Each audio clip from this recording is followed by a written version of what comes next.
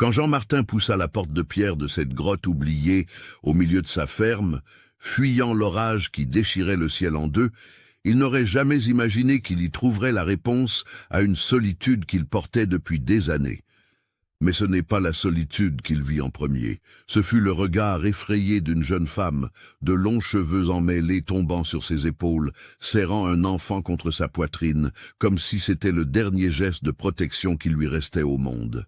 La pluie martelait dehors avec une fureur qu'il n'avait pas vue depuis des décennies. Des éclairs zébraient le ciel de l'après-midi comme des cicatrices lumineuses, et le vent hurlait entre les arbres avec la voix de 1000 fantômes. Jean, 53 ans, vivait seul depuis que Marie était partie, emportée par une pneumonie que l'hiver n'avait pas pardonnée. La ferme était grande, les terres fertiles, mais la maison était un désert de silence, où seules ses propres bottes résonnaient sur le parquet en bois. Cet après-midi d'octobre, il était sorti vérifier le bétail dans le pâturage nord, quand le ciel s'est assombri d'une manière qui lui serra le cœur. Il connaissait cette terre comme la paume de sa main, chaque méandre de la rivière, chaque vallon entre les collines. Et c'est pour cela qu'il se souvint de la grotte, l'ancienne grotte de pierre que son grand-père lui avait montrée quand il était enfant, en lui disant que là, les ancêtres se cachaient quand ils en avaient besoin. Tirant tonnerre, son cheval alezan par la reine trempée, Jean poussa l'entrée recouverte de lianes et de plantes grimpantes. L'obscurité initiale laissa place à une faible lumière venant de plus loin à l'intérieur, et c'est là qu'il vit la femme. Elle était agenouillée près d'un petit feu qui peinait à réchauffer, le bébé emmailloté dans des linges qui avaient un jour été blancs. Ses yeux s'écarquillèrent en le voyant. C'était de la peur pure, le genre de peur que Jean n'avait vu que chez les animaux blessés. Ils restèrent ainsi, paralysés, pendant des secondes qui parurent des heures. La pluie était un bruit constant derrière lui, mais à l'intérieur, on n'entendait que le faible crépitement des braises et sa respiration accélérée. « S'il vous plaît, dit-elle, la voix tremblante, ne nous faites pas de mal. » Jean sentit quelque chose se briser dans sa poitrine. Quelle vie cette jeune femme avait-elle vécu pour penser qu'un étranger entrant pour s'abriter de l'orage viendrait pour lui faire du mal? « Mademoiselle, dit-il doucement, en levant son chapeau mouillé, je suis juste venu m'abriter de la pluie, je ne vous ferai aucun mal. » Elle ne se détendit pas, elle continua de serrer l'enfant avec force, les yeux fixés sur lui. Jean regarda autour de lui. La grotte était plus grande que dans ses souvenirs, mais ce qu'il vit lui retourna l'estomac. Dans un coin, il y avait quelques tissus étendus, une vieille marmite en fonte, des restes de bois de chauffage empilés. Elle vivait là.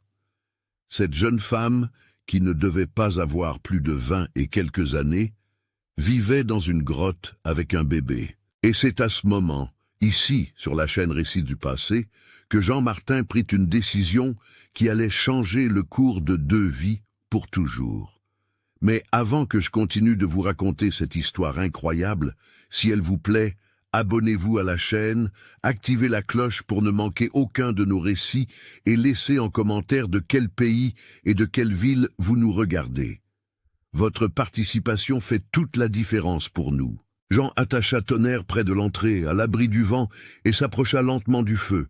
La femme se recroquevilla, mais ne s'enfuit pas.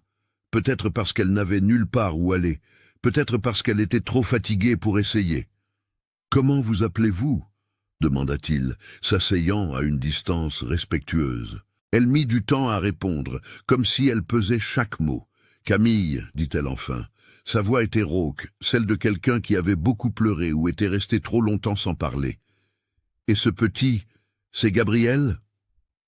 Elle regarda son fils dans ses bras, et Jean vit quelque chose s'adoucir sur ce visage tendu. C'était de l'amour pur et désespéré. « Depuis combien de temps êtes-vous ici, Camille ?» Elle détourna les yeux, regardant les faibles flammes. « 3 mois, peut-être 4, j'ai perdu le compte. 4 mois, une femme avec un nouveau-né, vivant dans une grotte. » Jean sentit la colère monter, pas contre elle, mais contre le monde qui permettait cela. Quelle sorte de malheur jetait une mère et son fils dans une caverne? « D'où venez-vous » Camille se mordit la lèvre. L'histoire était coincée dans sa gorge. Jean pouvait le voir. C'était une histoire trop douloureuse pour être racontée à un étranger. Mais l'orage dehors rugissait, et ils étaient piégés dans ce petit espace. Et peut-être que c'était ce dont elle avait besoin, quelqu'un pour écouter. « De la ville ?» commença-t-elle. « Je travaillais chez les Lefebvre. Ils avaient une grande ferme près d'ici. J'étais employé de maison. J'en connaissais les Lefebvre. Des gens orgueilleux, pleins de noms de familles importants et de peu d'humanité. Leur fils. » Camille fit une pause, et la douleur traversa son visage comme une ombre. « Raphaël. Il m'a promis des choses. Il a dit qu'il allait m'épouser. J'étais naïve, j'avais 19 ans, et j'y ai cru. » Elle n'avait pas besoin d'en dire plus. Jean comprenait. C'était une histoire vieille comme le monde. Un homme riche séduit une employée pauvre, fait des promesses en l'air et, quand le ventre commence à s'arrondir, disparaît comme de la fumée. Mais quand ils ont découvert que j'étais enceinte, sa mère m'a renvoyé, en m'insultant de tous les noms. Elle a dit que j'étais une profiteuse, que j'avais piégé son fils. La voix de Camille trembla. Je suis retourné chez ma mère, mais elle était morte 2 mois plus tôt. Une pneumonie. Je n'avais plus personne, nulle part où aller. Jean sentit un nœud dans sa gorge. La pneumonie, la même maladie qui avait emporté sa Marie. Le monde était cruel dans ces coïncidences. J'ai essayé de trouver du travail en ville, mais personne n'embauche une femme enceinte sans mari. Ils disent que c'est une honte, que ça porte malheur. Elle rit, mais c'était un rire sans joie. J'ai dormi dans la rue jusqu'à la naissance de Gabriel. Une sage-femme a eu pitié et m'a aidé, mais après j'ai dû partir. J'ai marché jusqu'à l'épuisement. J'ai trouvé cette grotte et j'ai pensé qu'au moins, ici, nous aurions un toit. Le bébé gémit, et Camille le berça doucement dans ses bras. Jean vit qu'elle était bien trop maigre, les os saillants sur son visage, les mains fines, tremblant légèrement. « Quand avez-vous mangé pour la dernière fois ?» Elle ne répondit pas, ce qui était une réponse suffisante.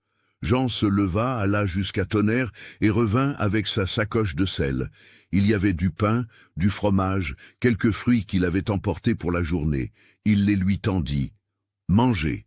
Camille regarda la nourriture comme si c'était un mirage. Elle prit le pain avec des mains tremblantes et mordit dedans. Et Jean vit des larmes couler sur son visage pendant qu'elle mâchait. Elle mangeait et pleurait en même temps, et cela lui brisa le cœur d'une manière qu'il n'attendait pas. Le bébé se mit à pleurer pour de bon maintenant, et Camille essaya de le calmer, mais Gabriel avait faim aussi. Jean se tourna, lui laissant de l'intimité pendant qu'elle allaitait, regardant l'entrée de la grotte, où l'orage continuait de s'abattre sur la terre. Ils restèrent en silence un moment, seul le bruit de la pluie et les pleurs maintenant apaisés du bébé remplissant l'espace. Jean pensa à Marie, à combien elle aurait aimé avoir des enfants, à quel point la maison était devenue vide quand elle était partie. Il pensa à la bizarrerie du destin qui l'avait amené là, ce jour-là, à cette heure précise. « Vous ne pouvez pas rester ici, » dit-il, toujours de dos. Il sentit Camille se raidir. « Je sais que ce n'est pas un endroit décent, mais c'est tout ce que j'ai. Je ne dérangerai personne. La grotte est loin de tout. » Il ne s'agit pas de déranger. Jean se retourna. Il s'agit de survivre. L'hiver arrive. Il va faire plus froid. On ne peut pas élever un enfant ici. « Et que voulez-vous que je fasse, monsieur ?» Sa voix était plus dure maintenant, sur la défensive. « Je n'ai pas d'argent. Pas de famille, je n'ai rien. Cette grotte, c'est tout ce que Gabriel et moi avons. » Jean prit une profonde inspiration. Il allait dire quelque chose dont il n'était même pas sûr de l'origine, mais il savait que c'était juste. Peut-être était-ce le souvenir de Marie, peut-être était-ce la solitude qui le rongeait de l'intérieur depuis 3 ans. Peut-être était-ce simplement la bonne chose à faire. « Venez avec moi à la ferme. » Camille cligna des yeux, comme si elle n'avait pas compris. « Quoi ? Ma ferme a une grande maison, bien trop grande pour un seul homme. Il y a de la nourriture, des lits propres, un toit qui ne fuit pas. Vous pouvez y rester, vous occuper de la maison si vous voulez, ou ne rien faire, juste être en sécurité. » Elle le regarda comme s'il lui avait poussé une deuxième tête. Pourquoi un étranger ferait-il ça? Parce que personne ne mérite de vivre dans une grotte, surtout pas une mère avec un bébé. Il fit une pause. Et parce que j'ai peut-être autant besoin de compagnie que vous avez besoin d'un toit. Camille resta silencieuse, étudiant son visage. Jean ne détourna pas le regard. Il la laissa voir qu'il était sérieux, qu'il n'y avait pas d'arrière-pensée, juste de l'humanité. « Je ne suis pas la charité, » dit-elle doucement. « Ce n'est pas de la charité, c'est quelqu'un qui a besoin d'aide, et moi qui peux en donner, c'est aussi simple que ça. » L'orage commença à se calmer dehors, le bruit de la pluie devenant plus doux. Gabriel s'était endormi dans les bras de sa mère, les joues roses, inconscient du moment qui était en train de tout changer. « Et si je pars après? Et si ça ne marche pas? Alors vous partirez. La porte ne sera jamais fermée à clé. » Jean se leva, secouant la poussière de son pantalon. Mais au moins, Gabriel aura eu quelques repas chauds dans le ventre, et vous aurez dormi dans un vrai lit. Camille se mordit la lèvre, les yeux de nouveau embués de larmes. C'était trop de bonté d'un coup. Elle avait oublié que le monde pouvait contenir de la bonté. « Je ne sais pas quoi dire. »« Dites oui, c'est tout. » Et elle le dit, la voix étranglée, en regardant son fils qui dormait paisiblement. Elle dit « oui ». Elle ne le savait pas encore, mais ce « oui » allait être le début de quelque chose qu'aucun des deux n'attendait. Ce n'était pas seulement un abri que Jean offrait, et ce n'était pas seulement de la gratitude que Camille allait ressentir, mais ça, ils allaient le découvrir dans les jours à venir. La pluie s'était transformée en une fine bruine quand ils sortirent de la grotte. Jean aida Camille à rassembler les quelques affaires qu'elle avait qui tenaient dans un vieux sac en toile. Ce n'était pas grand-chose. Quelques vêtements rapiécés, la marmite en fonte, les langes du bébé. C'était toute sa vie dans un sac qui ne pesait presque rien, mais qui portait le poids de toute une histoire de perte. Tonnerre renifla quand Jean installa Camille en selle avec Gabriel blotti contre sa poitrine. Le cheval était doux, habitué aux manières gentilles de son maître, et ne se plaignit pas du poids supplémentaire. Jean prit les rênes et commença à marcher, les guidant sur le sentier boueux qui serpentait entre les pins. Le soleil commençait à poindre entre les nuages, envoyant des rayons dorés qui faisaient briller la terre mouillée. Camille ne dit rien pendant le trajet, se contentant de regarder autour d'elle, comme si elle voyait le monde pour la première fois. Et peut-être que c'était le cas. Quand on vit dans une grotte sombre pendant des mois, même la lumière du soleil peut sembler nouvelle. La ferme de Jean se trouvait à environ 5 kilomètres de là, cachée derrière une colline verdoyante où des vaches paissaient tranquillement. Quand la maison apparut à l'horizon, Camille retint son souffle. C'était une grande maison, en bois peint en blanc, avec de larges vérandas et de hautes fenêtres. Il y avait un jardin devant, qui avait autrefois été entretenu, mais qui poussait maintenant de manière un peu sauvage, avec des rosiers qui grimpaient le long des colonnes et des mauvaises herbes qui envahissaient les parterres. « C'est ici » dit Jean en s'arrêtant devant la véranda. Il aida Camille à descendre en faisant attention de ne pas réveiller Gabriel. Elle resta là, immobile, regardant la maison comme si c'était un château. « Est-ce que c'est bien trop grand pour que vous y viviez seul ?» murmura-t-elle. « Elle était censée être pleine de monde, » répondit Jean, et il y avait une tristesse dans sa voix qu'il n'essaya pas de cacher. Mais les plans changent. Il ouvrit la porte d'entrée et une odeur de maison fermée s'en échappa. Ce n'était pas une mauvaise odeur, juste celle d'un lieu qui avait oublié ce que c'était d'avoir de la vie à l'intérieur. Jean alluma les lampes à pétrole et la lumière douce révéla un vaste salon avec des meubles recouverts de draps blancs, un piano contre le mur, des photographies encadrées sur une étagère. Camille entra lentement, comme si elle avait peur de salir le sol propre avec ses pieds nus et boueux. Jean le remarqua et désigna les escaliers. La chambre au bout du couloir, à l'étage, est libre. Il y a un bon lit, un berceau qui devait servir mais n'a jamais servi. Vous pouvez vous y installer. Elle monta les escaliers comme on monte à un hôtel. Chaque marche était une révélation. La chambre était simple mais accueillante. Il y avait un grand lit avec un couvre-lit en patchwork, un berceau en bois à côté, une vieille commode et une fenêtre qui donnait sur les champs. Camille posa Gabriel dans le berceau avec une infinie précaution, comme s'il allait se briser, et le petit garçon continua de dormir, enfin au chaud et en sécurité. Quand elle redescendit, Jeanne avait préparé du thé et mis du pain, du beurre et de la confiture sur la table de la cuisine. « Mangez. Vous devez reprendre des forces. » Camille mangea, et cette fois, elle ne pleura pas. Elle savoura simplement chaque bouchée, comme si c'était son premier vrai repas depuis longtemps. « Vous étiez marié, monsieur ?» demanda-t-elle, en regardant l'alliance que Jean portait toujours. « Je l'étais, Marie. Elle est partie il y a 3 ans. Je suis désolé. »« Moi aussi. » Il regarda par la fenêtre. Elle voulait des enfants. Nous avons essayé pendant des années, mais ils ne sont jamais venus. Et quand nous pensions que nous étions peut-être trop vieux pour ça, elle est tombée malade. Ils restèrent en silence, partageant cette douleur que seuls ceux qui ont perdu quelqu'un connaissent. « Et vous n'avez jamais pensé à vous remarier ?» Jean eut un sourire triste. Quand on aime quelqu'un comme j'ai aimé Marie, il est difficile d'imaginer quelqu'un d'autre à sa place. Camille acquiesça, comprenant. L'amour était compliqué. Elle avait aimé Raphaël, ou du moins elle le pensait. Mais ce qu'elle avait ressenti, était-ce un véritable amour ou juste l'illusion d'un amour qui n'avait jamais existé? Les jours qui suivirent furent étranges pour tous les deux. Jean n'était pas habitué à avoir quelqu'un dans la maison, et Camille n'était pas habituée à avoir un toit et de la nourriture garantie.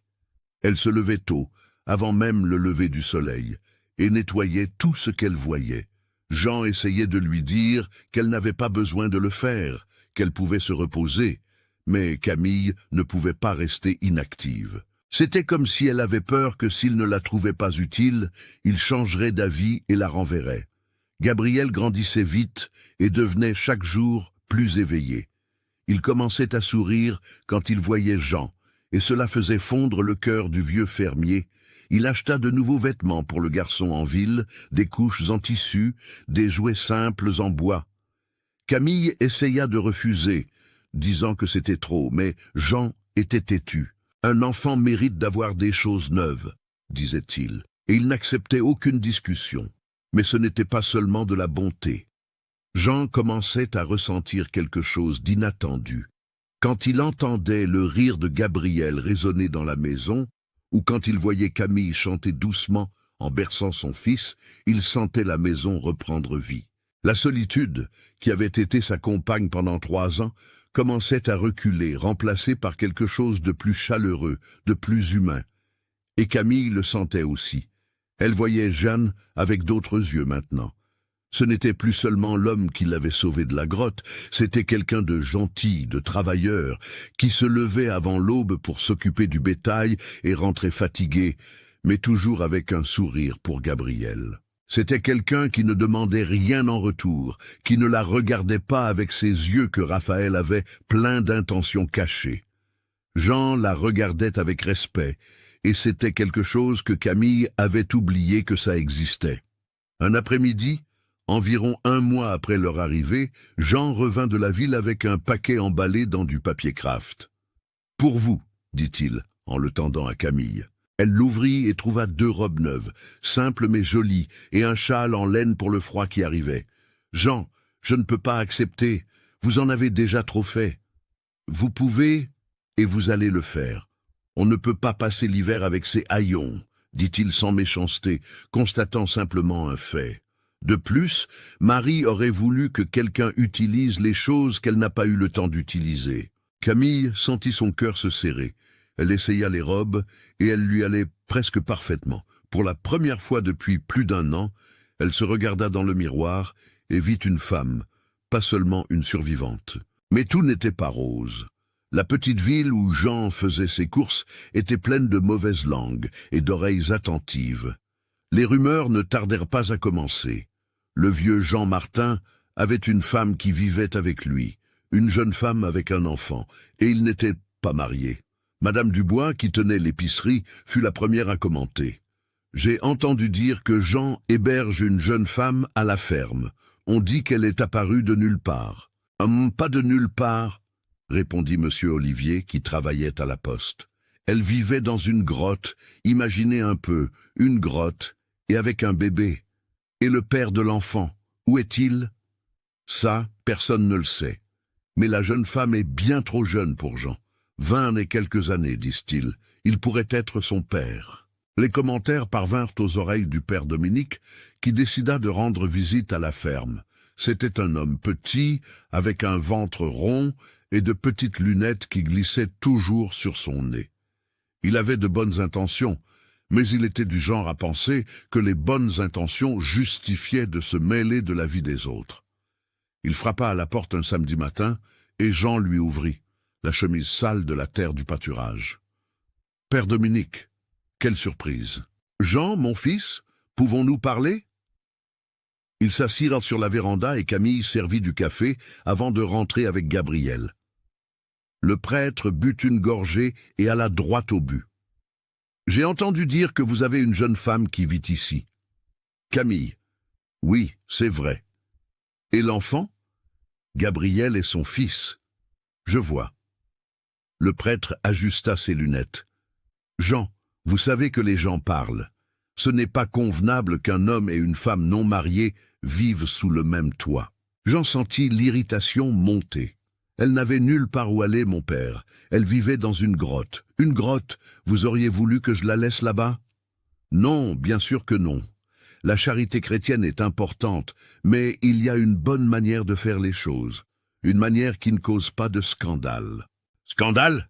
Jean rit sans humour. Le scandale, c'est que cette jeune femme a été abandonnée enceinte et que personne n'a levé le petit doigt pour l'aider.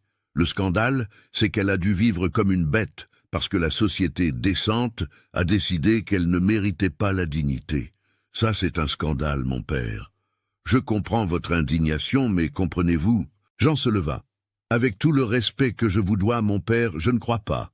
J'ai offert un toit et de la nourriture à quelqu'un qui en avait besoin. Si c'est un péché, alors que Dieu me juge.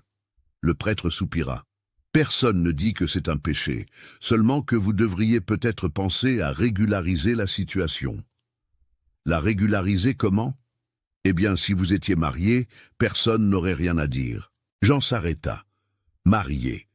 L'idée ne lui avait jamais traversé l'esprit. Ou peut-être que si. Ces derniers jours, quand il voyait Camille jouer avec Gabriel dans le jardin, ou quand elle riait de quelque chose de stupide qu'il disait au dîner, Jean ressentait quelque chose de différent. Ce n'était pas de la pitié, ni seulement de la compagnie. C'était quelque chose de plus profond, de plus effrayant.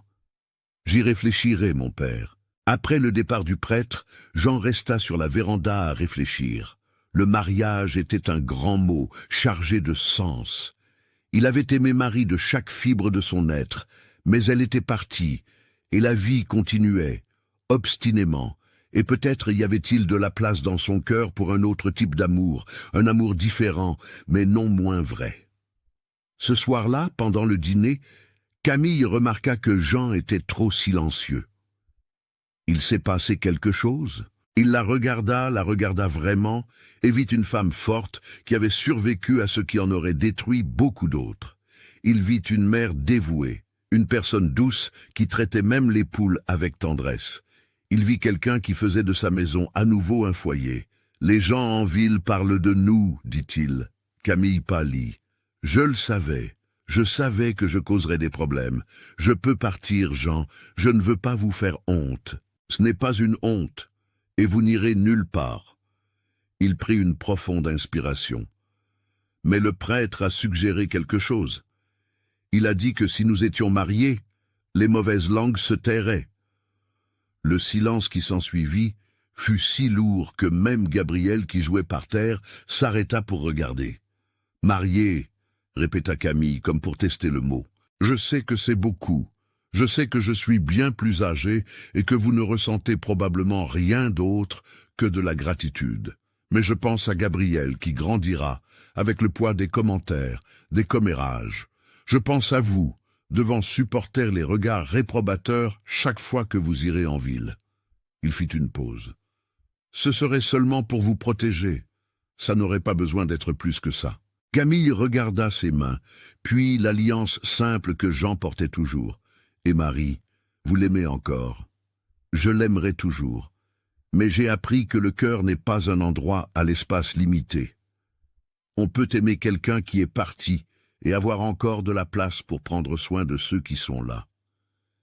Elle leva les yeux, et Jean y vit des larmes. Je ne sais pas si je peux être ce que vous méritez. Vous l'êtes déjà, rien qu'en étant ici, en redonnant vie à cette maison morte. Rien que pour ça, vous êtes plus que ce que je mérite. Et c'est ainsi, dans cette simple cuisine, avec Gabriel jouant à leurs pieds, que Camille dit oui pour la deuxième fois. Un oui différent, un oui qui allait tout changer à nouveau. Le mariage eut lieu un jeudi matin, alors que la rosée couvrait encore l'herbe et que le soleil venait à peine de se lever derrière les collines. Ce fut dans la petite chapelle du village, avec le père Dominique officiant et seulement 2 témoins que Jean avait trouvés à la dernière minute. Madame Rose, qui aidait parfois à la ferme avec la lessive, et Monsieur Joachim, qui avait une propriété voisine et devait des faveurs à Jean depuis qu'il l'avait aidé à sauver son bétail lors d'une inondation des années auparavant. Camille portait l'une des robes que Jean lui avait offertes, la bleu clair qui rendait ses yeux plus verts que bruns. Elle avait attaché ses cheveux avec un ruban blanc que Madame Rose lui avait prêté, disant que toute mariée avait besoin de quelque chose de spécial. Jean portait le costume qu'il avait mis pour son mariage avec Marie, gardé dans l'armoire pendant des années, sentant la naphtaline et les souvenirs. Quand le père Dominique demanda si Jean Martin acceptait Camille comme épouse, il dit oui, d'une voix ferme. Quand il demanda si Camille acceptait Jean comme mari, elle regarda Gabriel, que Madame Rose tenait dans ses bras, puis Jean. Le oui sortit bas, mais il était là. Il n'y eut pas de fête, pas d'étreinte chaleureuse, ni de félicitations effusives. Ils retournèrent à la ferme dans le même silence qu'à l'aller, avec Gabriel dormant paisiblement sur les genoux de Camille et le soleil déjà haut dans le ciel. C'était un mariage étrange, né de la nécessité et non de la passion, et tous deux le savaient. Mais c'était aussi un pacte, une promesse de prendre soin l'un de l'autre, même si l'amour romantique n'était pas dans l'accord. Cette nuit-là, Jean dormit dans la chambre qui avait toujours été la sienne, et Camille resta dans la chambre du bout du couloir, avec Gabriel. Rien ne changea, à l'exception d'un papier signé et de 2 alliances simples en argent qu'il portait désormais. Jean avait dit que ce n'était pas la peine que ce soit plus qu'un mariage sur le papier, et il tint parole. Mais quelque chose changeait, même si aucun des deux ne voulait l'admettre. Camille commença à prêter attention à de petits détails sur Jean qui lui avaient échappé auparavant. Comment il préparait toujours le café avant qu'elle ne se réveille. Comment il parlait aux chevaux en les brossant comme s'il comprenait chaque mot. Comment ses yeux s'illuminaient quand Gabriel riait. Comment il restait sur la véranda après le dîner, fumant sa pipe et regardant les étoiles, avec cette expression lointaine de quelqu'un qui converse avec les fantômes du passé. Et Jean remarquait aussi des choses sur elle. Comment Camille fredonnait en cuisinant, toujours les mêmes mélodies que sa mère avait dû lui apprendre. Comment elle avait peur du tonnerre et prenait toujours Gabriel dans ses bras quand un orage approchait. Comment elle lisait les quelques vieux magazines qu'il avait, bougeant les lèvres lentement, car elle n'avait jamais eu beaucoup d'éducation, mais voulait apprendre. Comment elle regardait les champs le matin, avec une expression de paix qu'elle n'avait pas à son arrivée. Un jour, près de 2 mois après le mariage, Jean revint de la ville avec des livres. 3 livres d'histoire pour enfants et 2 manuels de lecture de base. « J'ai pensé que vous aimeriez apprendre à mieux lire », dit-il un peu maladroitement. « Et Gabriel en aura besoin quand il grandira. » Camille prit les livres, les mains tremblantes. « Vous n'auriez pas dû, monsieur. Arrêtez de m'appeler monsieur. Nous sommes mariés, vous vous souvenez? Appelez-moi Jean. » Elle sourit, et c'était un vrai sourire, pas ce sourire un peu forcé qu'elle avait quand elle avait peur de déplaire. « Merci, Jean. » Et c'est ainsi que commencèrent les soirées de lecture. Après le dîner, pendant que Gabriel dormait, Jean s'asseyait avec Camille dans le salon et l'aidait avec les mots difficiles. Elle était intelligente, apprenait vite, et Jean aimait voir la fierté sur son visage quand elle réussissait à lire une phrase entière sans se tromper. Une de ces nuits, Camille s'arrêta au milieu d'une page et regarda Jean. « Pourquoi faites-vous ça ?»« Faire quoi ?»« Tout ça. M'apprendre, acheter des choses pour Gabriel, me traiter comme si j'étais importante. » Jean ferma lentement le livre. « Parce que vous êtes importante. Et parce que tout le monde mérite une chance d'être plus que ce que les circonstances lui ont permis. Mais vous n'y gagnez rien. Si, j'y gagne. » Il regarda autour de lui, la pièce qui avait maintenant de la vie, la cuisine où flottait toujours une odeur de cuisine maison, l'escalier d'où l'on entendait le rire d'un enfant. « Je gagne une maison qui est redevenue un foyer. » Camille sentit quelque chose se serrer dans sa poitrine. Ce n'était plus de la gratitude, c'était quelque chose de différent, quelque chose qui l'effrayait, car elle s'était jurée de ne plus jamais laisser un homme avoir de pouvoir sur son cœur. Mais Jean n'était pas Raphaël. Jean ne promettait pas la lune pour donner des miettes. Jean était constant, prévisible d'une bonne manière, présent d'une manière dont elle ne savait pas qu'elle avait besoin. L'hiver arriva en force cette année-là. Les premières neiges tombèrent en décembre, transformant les champs verts en une mer blanche. Gabriel avait maintenant presque 1 an et demi et était fasciné par la neige, la touchant de ses petits doigts et riant quand elle fondait. Jean fit un bonhomme de neige avec lui, et Camille prit une photo avec le vieil appareil qu'elle avait trouvé dans une armoire. C'était une image qui capturait quelque chose de spécial. Un homme de 54 ans jouant avec un enfant qui n'était pas le sien par le sang, mais qui le devenait par choix. Mais l'hiver apporta aussi des défis. Les routes devinrent impraticables, et la ferme fut isolée pendant des semaines. Jean s'était préparé avec des provisions et suffisamment de bois de chauffage pour garder la maison au chaud. Mais le froid était implacable, et une nuit, la température chuta tellement que Jean vit l'inquiétude sur le visage de Camille. « La chambre de Gabriel est la plus froide de la maison, » dit-elle, serrant le garçon qui s'était réveillé en pleurant à cause du froid. « Amenez-le dans ma chambre, » dit Jean. « Il y a la cheminée là-bas, il fera plus chaud. » Camille hésita. « Et moi? Vous aussi? On ne plaisante pas avec le froid, Camille. Ça ne vaut pas la peine de prendre des risques. » C'était étrange au début. Jean avait mis un matelas supplémentaire par terre, près de la cheminée pour Camille et Gabriel, tandis qu'il restait dans le lit. Mais Gabriel ne voulait pas rester par terre. Il voulait la chaleur de sa mère. Et sa mère avait froid aussi.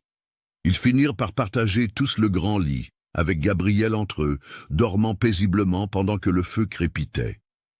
Jean se réveilla au milieu de la nuit et vit Camille, toujours éveillée, regardant le plafond.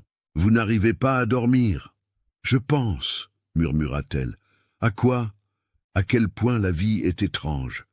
Il y a 1 an, j'étais dans une grotte, pensant que j'allais mourir. Maintenant, je suis ici, dans un lit chaud, avec mon fils dormant en sécurité à côté d'un homme bon. » Elle tourna la tête vers lui. « Comment pouvez-vous être si bon, Jean ? Je ne suis pas si bon que ça. J'ai mes défauts. Je n'en ai encore vu aucun. » Il rit doucement. « Laissez-moi du temps. » Ils restèrent en silence, n'entendant que la respiration douce de Gabriel. « Jean, » reprit Camille, et il y avait quelque chose de différent dans sa voix maintenant. « Vous regrettez de m'avoir amené ici ? » ?»« Jamais. » »« Pourquoi ? » ?»« Parce que j'ai changé votre vie. J'ai apporté des complications, des commérages, des responsabilités.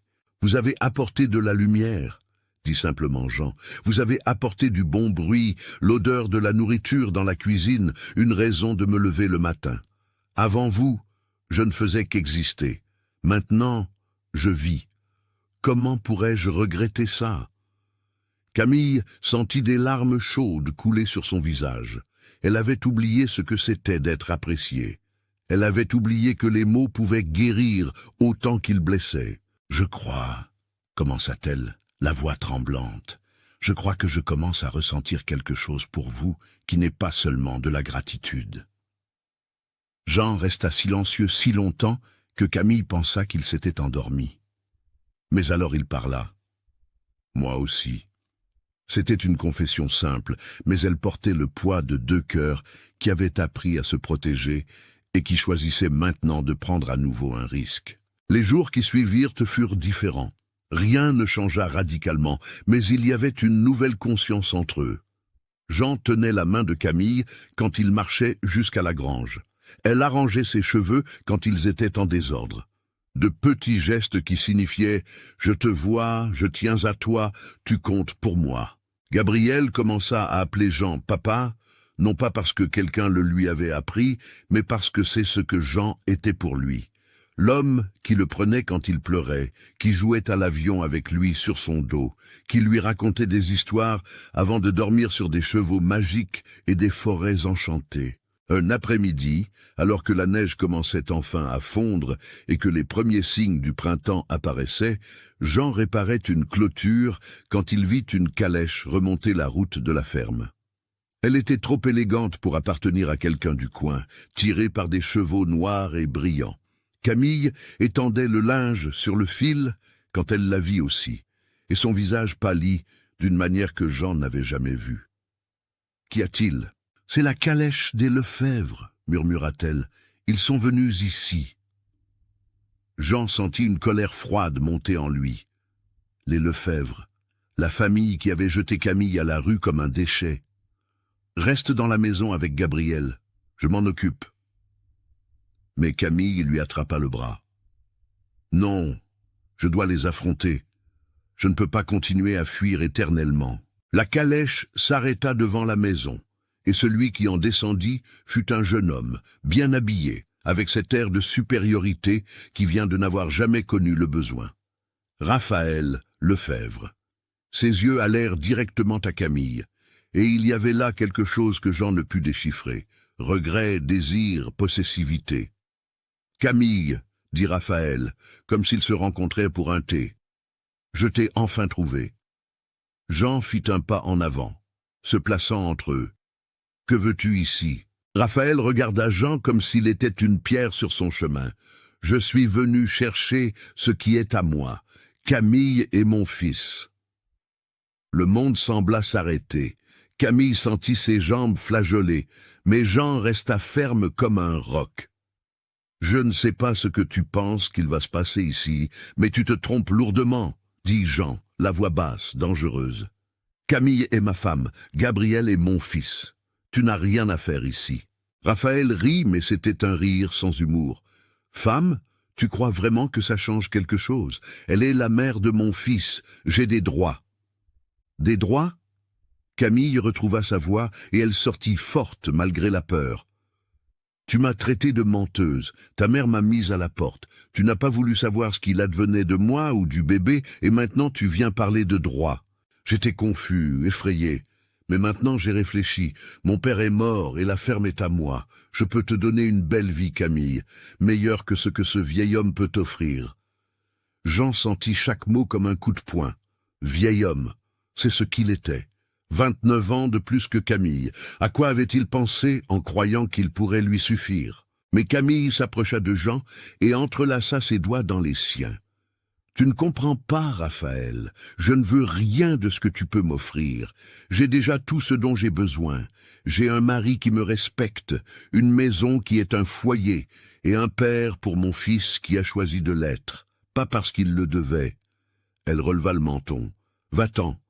Tu n'es pas le bienvenu ici. » Raphaël devint rouge de colère. « Tu vas le regretter. Je vais raconter à tout le monde que tu vis dans le péché avec ce vieil homme.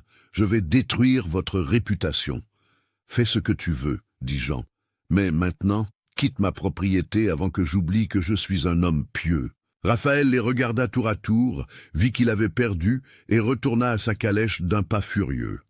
Tandis qu'elle disparaissait sur la route, Jean et Camille restèrent immobiles, se tenant toujours la main.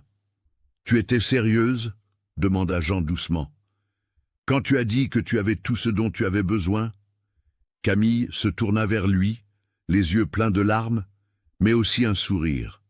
Chaque mot, Je te choisis, Jean. Je choisis cette vie. Je nous choisis. Et là, à ce moment-là, avec le soleil de l'après-midi illuminant les champs, et Gabriel les appelant depuis la véranda, Jean sut qu'il avait trouvé quelque chose qu'il pensait avoir perdu pour toujours. Ce n'était pas la même chose qu'avec Marie. C'était quelque chose de nouveau, né de circonstances improbables, mais non moins vraies. C'était l'amour. Un amour qui avait grandi lentement, sans se presser, mais qui était maintenant trop profondément enraciné pour être arraché. La visite de Raphaël laissa une ombre sur la ferme pendant quelques jours. Camille devint plus silencieuse, perdue dans des pensées que Jean ne pouvait atteindre. Il respectait son silence, mais l'inquiétude le rongeait. Et si elle regrettait?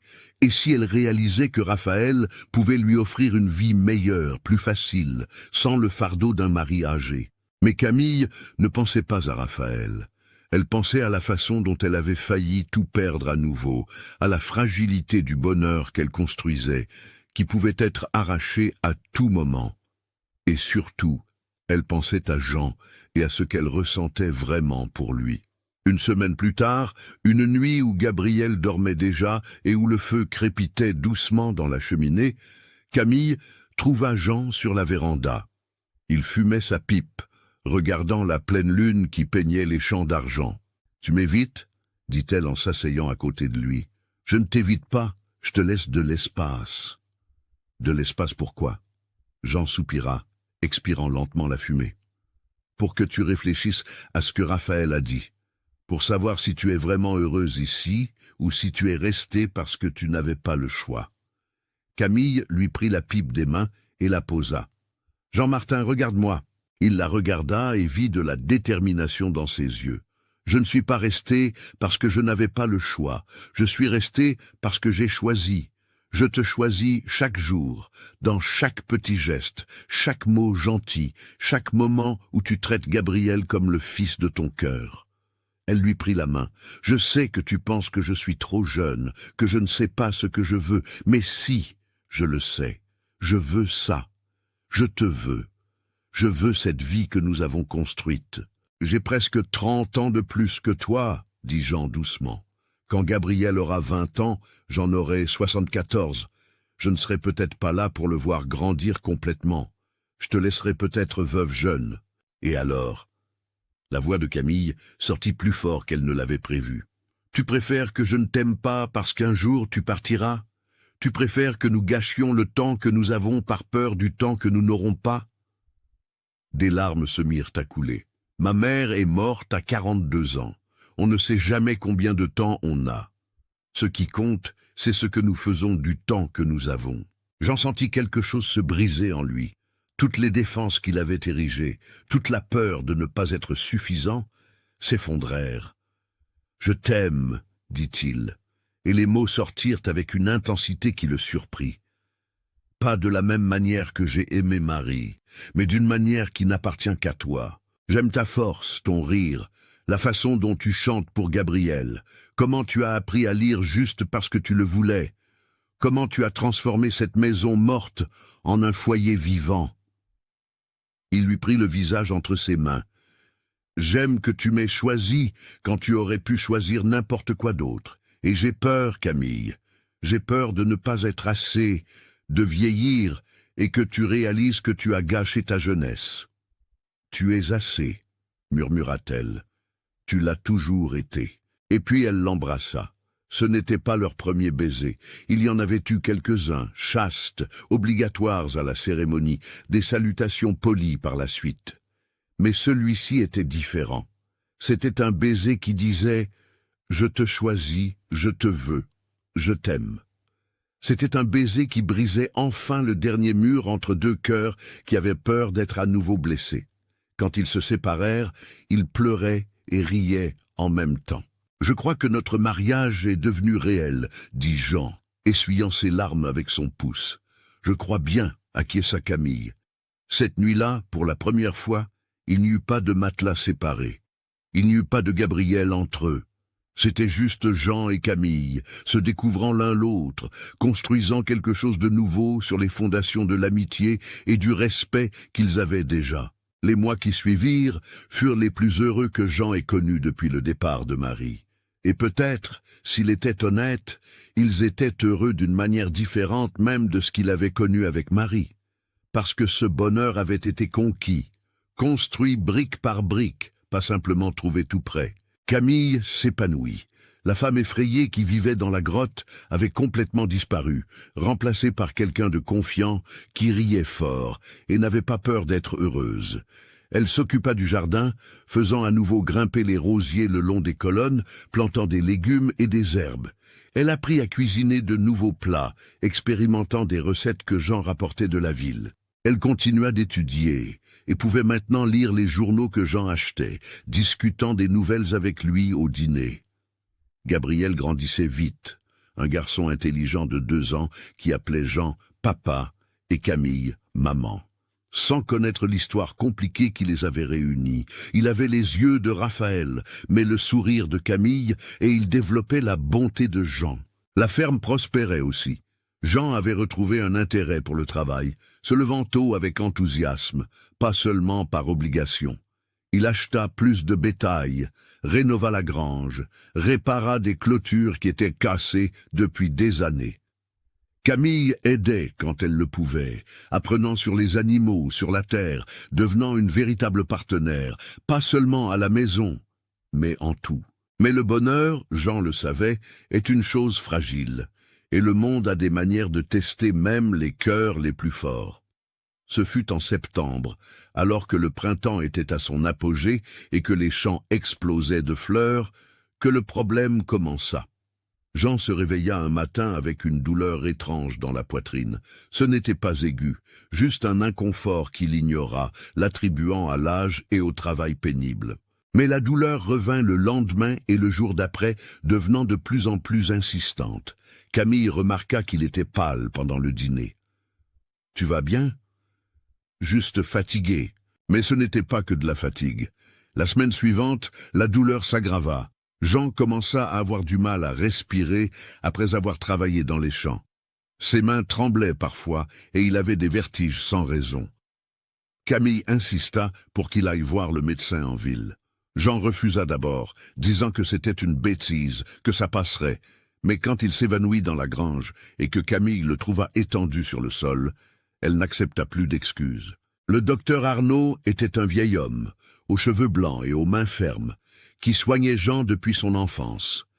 Il l'examina de fond en comble, posa des questions, fronça les sourcils plus souvent que Jean ne l'aurait souhaité. « C'est le cœur, Jean, » dit finalement le docteur. « Il est faible. Il est probablement faible depuis des années, mais maintenant il donne des signes qu'on ne peut plus ignorer. Il y a un traitement, des médicaments qui peuvent t'aider, mais tu dois ralentir le rythme. Moins de travail pénible, plus de repos. » Le docteur fit une pause, choisissant ses mots. « Et même avec ça, je ne peux pas te promettre combien de temps tu as. Ça peut être des années si tu prends bien soin de toi, ça peut être moins si tu ne le fais pas. » Jean sentit le monde basculer. Camille attendait dans la salle d'attente avec Gabriel, sa femme, son fils. La famille qu'il avait trouvée quand il s'y attendait le moins, et maintenant il allait les quitter. Peut-être pas aujourd'hui, peut-être pas demain, mais plus tôt que quiconque ne le méritait. Ils retournèrent à la ferme en silence. Camille ne demanda pas ce que le docteur avait dit, car elle le voyait sur le visage de Jean. Elle voyait la vérité qu'il essayait de cacher, la peur qui rendait ses yeux opaques. Cette nuit-là, après avoir couché Gabriel, Camille s'assit à côté de Jean sur le lit. « Raconte-moi. » Et il raconta. Chaque mot du docteur, chaque peur qu'il ressentait. Quand il eut fini, il s'attendait à voir du désespoir sur son visage. Il s'attendait à la voir regretter d'avoir choisi un vieil homme dont le cœur défaillait. Mais Camille ne montra aucun regret. Elle montra de la détermination. « Alors nous allons prendre soin de toi. Je vais embaucher quelqu'un pour aider avec le gros du travail. Je veillerai à ce que tu prennes tes médicaments. Je te ferai te reposer, même si je dois t'attacher à une chaise. Camille, je n'ai peut-être pas beaucoup de temps. Tu es jeune, tu pourrais trouver quelqu'un d'autre, quelqu'un qui... » Elle posa une main sur sa bouche. « Je ne veux pas entendre ça. Tu crois que ça m'importe combien de temps nous avons? Chaque jour avec toi vaut plus qu'une vie entière avec n'importe qui d'autre. » Les larmes coulaient. « C'est toi qui m'as sauvé, Jean. Tu m'as rendu ma dignité quand le monde disait que je n'en méritais pas. Tu m'as aimé quand j'étais brisé. Tu m'as fait croire que je pouvais être plus qu'une victime. » Elle lui serra les mains. « Maintenant, c'est à mon tour de prendre soin de toi, et je le ferai avec tout l'amour que j'ai pour tout le temps que nous aurons. » Jean la serra dans ses bras, et ils pleurèrent ensemble. Ce n'étaient pas seulement des larmes de tristesse, mais de gratitude de s'être trouvés, pour chaque moment qu'ils avaient eu, pour chaque moment qu'ils auraient encore. Les mois suivants furent difficiles, mais aussi précieux. Jean apprit à ralentir, à laisser les autres faire le gros du travail pendant qu'il supervisait. Camille s'occupait de lui avec un dévouement féroce, lui rappelant ses médicaments, préparant des repas sains, s'assurant qu'il se repose. Mais plus important encore, ils vécurent, vraiment. Ils ne perdirent pas de temps en disputes futiles ou en fierté mal placée. Ils se disaient « je t'aime » tous les jours, parfois plusieurs fois. Ils faisaient des pique-niques dans les champs, apprenaient à Gabriel à monter à cheval. Ils lisaient ensemble le soir sur la véranda. Jean commença à écrire des lettres pour Gabriel, à lire quand il serait grand. Des lettres sur l'importance de la bonté, sur le respect des femmes, sur le fait de travailler dur mais de ne pas oublier de vivre, sur le fait qu'il n'était pas son père de sang, mais son père de choix, et que ce choix était la meilleure chose qu'il ait jamais faite. Camille écrivit aussi. Elle écrivit son histoire, toute son histoire, pour que Gabriel comprenne d'où il venait, ce qu'elle avait traversé, et comment Jean les avait sauvés tous les deux. Elle écrivit sur l'amour, qui naît de circonstances improbables, mais n'en est pas moins réel pour autant. Ce fut un après-midi de décembre, alors que l'été battait son plein et que Gabriel jouait dans la rivière qui traversait la ferme, que Jean eut une autre crise. Celle-ci fut pire. La douleur dans sa poitrine était si intense qu'il tomba à genoux. Camille accourut, le soutint, appela à l'aide. Monsieur Joachim, le voisin qui aidait maintenant à la ferme, arriva en courant. Ensemble, ils ramenèrent Jean à la maison, envoyèrent chercher le docteur. Les heures qui suivirent furent les plus longues de la vie de Camille. Elle s'assit au chevet du lit, tenant la main de Jean, priant tous les saints qu'elle connaissait et quelques-uns qu'elle ne connaissait pas. Gabriel ne comprenait pas ce qui se passait. Il savait seulement que son père était malade et que sa mère était triste. Il resta silencieux, un silence inhabituel pour un enfant de 2 ans et demi. Le docteur arriva, examina Jean, lui donna d'autres médicaments. Quand il sortit de la chambre avec Camille, son expression était grave. « C'était un avertissement, Camille. Le prochain pourrait être le dernier. Il n'y a pas grand-chose de plus que je puisse faire. » « Combien de temps ? Des mois, peut-être 1 an si nous avons de la chance. » Camille ne pleura pas devant le docteur. Elle attendit qu'il soit parti. Elle attendit d'entrer dans la chambre et de voir Jean endormi sous l'effet des médicaments. Gabriel blotti à côté de lui dans le lit. C'est seulement alors qu'elle laissa les larmes couler. Elle avait 23 ans. Elle serait veuve à 24 ans. Mais elle ne regrettait rien. Même en connaissant la fin qui approchait, elle n'échangerait aucune seconde de ce qu'elle avait eu avec Jean, car il lui avait appris à aimer à nouveau, à faire confiance à nouveau, à croire qu'elle méritait de bonnes choses. Et quand Jean se réveilla des heures plus tard, faible mais vivant, et la vit assise à son chevet, les yeux rouges mais le sourire ferme, il sut qu'il avait été béni. Car combien d'hommes pouvaient dire qu'ils avaient été aimés si complètement, si inconditionnellement? « Je suis encore là, dit-il en lui serrant la main. « Et moi aussi, répondit Camille. Je serai toujours là. » Ils ne savaient pas combien de temps ils avaient, mais ils savaient que chaque jour était un cadeau, et ils allaient vivre chacun comme si c'était le dernier, parce que peut-être que ça l'était. Mais vivre avec amour, même en sachant que ça finirait, était toujours mieux que de n'avoir jamais aimé. Et dans cette maison, à la ferme, entourée de champs verts et d'un ciel bleu, 3 personnes que la vie avait tenté de briser trouvèrent leur force les uns dans les autres. Et si leur temps ensemble était limité, leur amour ne l'était pas. Cet amour durerait bien au-delà des jours qui restaient, gravé à jamais dans les cœurs qu'il avait touchés. Jean survécut à ce mois de décembre, et au janvier qui suivit, et au février. Chaque jour était une petite victoire. Chaque matin où il se réveillait à côté de Camille était un miracle qu'il ne tenait pas pour acquis.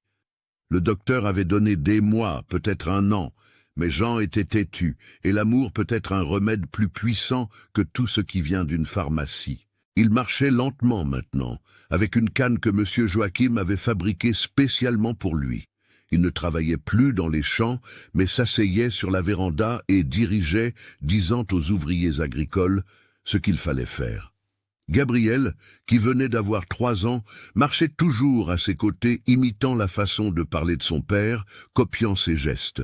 « Quand je serai grand, je m'occuperai de la ferme », disait Gabriel, bien trop sérieux pour un si petit enfant. « Oui, tu le feras », répondait Jean en passant la main dans les cheveux du garçon, « et tu feras mieux que moi. » Camille apprit à cacher sa peur.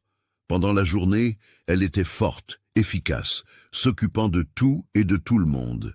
Mais la nuit, quand elle pensait que Jean dormait, il l'entendait pleurer doucement dans la salle de bain. Il ne dit jamais rien. Il la serrait juste plus fort quand elle revenait au lit, lui disant sans mots « Je sais, j'ai peur aussi, mais nous sommes ensemble. » Ce fut en mars, alors que l'automne commençait à peindre les arbres de doré et de rouge, que quelque chose d'inattendu se produisit. Jean était sur la véranda quand il vit une femme marcher sur la route. Ce n'était personne qu'il connaissait, mais il y avait quelque chose de familier dans sa façon de se déplacer lentement, comme si chaque pas était douloureux. Camille sortit pour voir qui c'était et s'arrêta, s'agrippant à une colonne de la véranda. « Maman » murmura-t-elle. La femme leva la tête, et Jean vit des larmes couler sur son visage ridé. « Camille, ma petite !» Mais comment? Camille avait dit que sa mère était morte. « J'ai cru que tu étais morte », dit Camille en descendant lentement les marches, comme si elle voyait un fantôme. « J'ai failli mourir. La pneumonie m'a rendu si malade que les voisins ont cru que j'étais parti. Ils m'ont emmené dans un hôpital loin d'ici. J'ai mis des mois à récupérer, sans pouvoir parler, sans pouvoir dire mon nom. » La femme, qui devait avoir une 50aine d'années mais en paraissait 70, s'approcha. « Quand j'allais mieux, je suis rentré, mais tu avais disparu. Je t'ai cherché partout. Il a fallu plus d'1 an avant que quelqu'un me dise qu'il t'avait vu par ici. » Camille était paralysée, entre la joie de voir sa mère vivante et la douleur de tout ce qui s'était passé parce qu'elle la croyait morte. « J'étais enceinte, maman, de Raphaël Lefebvre. Ils m'ont mise à la porte. Quand je suis revenu, la maison était vide. Les voisins ont dit que tu étais morte. Je n'avais plus personne. » La mère de Camille tomba à genoux, sanglotant. « Ma fille, ma pauvre fille, qu'as-tu enduré ?» Jean descendit de la véranda, s'appuyant sur sa canne, et offrit sa main pour aider la femme à se relever. « Entrez, Madame Rose. » Rose Chevalier. « Madame Rose, venez prendre un café. Il y a beaucoup d'histoires à raconter. » Dans les heures qui suivirent, les pièces manquantes du puzzle s'assemblèrent. Rose raconta l'hôpital, la lente guérison, le désespoir quand elle était rentrée et n'avait pas trouvé sa fille. Camille raconta la grotte, Jean, Gabriel. Rose pleura en rencontrant son petit-fils, le serrant dans ses bras comme la chose la plus précieuse au monde. « Vous semblez être un homme bon », dit Rose à Jean ce soir-là, quand Camille était allée coucher Gabriel. « J'essaie de l'être. Et vous aimez ma fille ? De chaque battement de mon cœur. » Il fit une pause. « Qui ne sont plus très nombreux, pour être honnête. Mon cœur me lâche. Je n'ai plus beaucoup de temps. » Rose le regarda avec des yeux pleins de compassion. « Alors vous lui avez donné ce dont elle avait le plus besoin, un amour vrai, même s'il est bref. C'est plus que ce que beaucoup obtiennent en toute une vie. » Rose resta, non par pitié, mais parce que c'était sa famille. Elle aidait Camille avec la maison, avec Gabriel, et lentement, la ferme gagna une personne de plus qui en faisait un foyer. Les mois passèrent. Jean eut de bons et de mauvais jours. Les bons jours, il pouvait marcher jusqu'à la grange, voir les chevaux, sentir le soleil sur son visage. Les mauvais jours, il pouvait à peine sortir du lit, le souffle court, le visage pâle. Mais il ne se plaignit jamais, il remerciait simplement pour chaque moment qu'il avait. Gabriel grandissait, intelligent et curieux. Il posait 1000 questions par jour, et Jean répondait à toutes avec une patience infinie. Il lui apprenait les étoiles, les animaux, l'importance d'être bon. Et Gabriel absorbait tout comme une éponge, gardant chaque parole de son père comme un trésor. Ce fut en juin, quand l'hiver revint avec ses vents froids et son ciel gris, que Jean eut la crise que tous redoutaient. Camille le trouva effondré dans le jardin, essayant d'atteindre les roses qu'il savait qu'elle aimait. Son cœur avait finalement dit « Assez ». Le docteur vint, mais il n'y avait rien à faire, sinon le mettre à l'aise. Jean était conscient, mais trop faible pour bouger. « Combien de temps ?» demanda Camille d'une voix brisée. « Des jours, peut-être des semaines, s'il est fort. » Camille ne quitta pas son chevet. Rose s'occupait de Gabriel, le gardant occupé, essayant de le protéger de ce qui se passait. Mais Gabriel savait. Les enfants savent toujours quand quelque chose ne va pas. Jean se réveilla un après-midi clair, alors que le soleil entrait par la fenêtre et peignait tout en or. Camille était assise à côté, lui tenant la main, les yeux rouges d'avoir tant pleuré. « Hé !» dit-il, la voix faible mais toujours douce. « Pourquoi pleures-tu ? Parce que je ne suis pas prête à te laisser partir. Je sais, je ne suis pas prêt à partir non plus. » Il lui serra la main avec le peu de force qui lui restait. « Mais nous n'avons pas le choix, n'est-ce pas ? Ce n'est pas juste. Nous avons eu si peu de temps. Nous avons eu 4 ans, 4 années merveilleuses qu'aucun de nous ne s'attendait à avoir. » Il toussa et Camille l'aida à boire de l'eau. « Tu sais ce que j'ai réalisé ? Ce n'est pas le temps que nous vivons qui compte, c'est comment nous vivons.